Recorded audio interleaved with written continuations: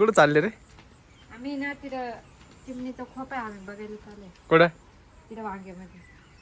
तुम्हाला येते का आंधे ओळखू?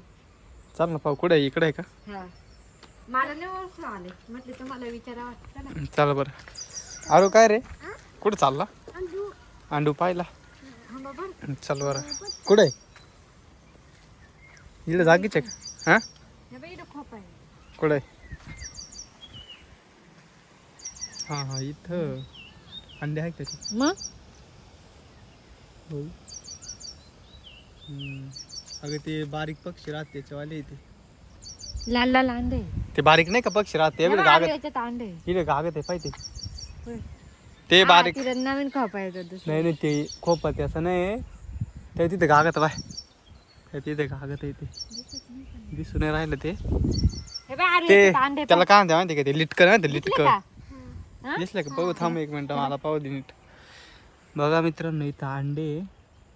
ते याच्याचे ते बारीक लिटकू राहतं पाय. हम्म. त्याच्यावाले अंडे. आलू तुला दिसले का? बघितलं का अरू अंडे? मी पण म्हणतो खोप पूर्ण असं झालं. हा राहू दे राहू दे. तिथेच राहू दे. मी सकाळी वांगी खुडायला आले होते आणि तेव्हा बघितली अंडी.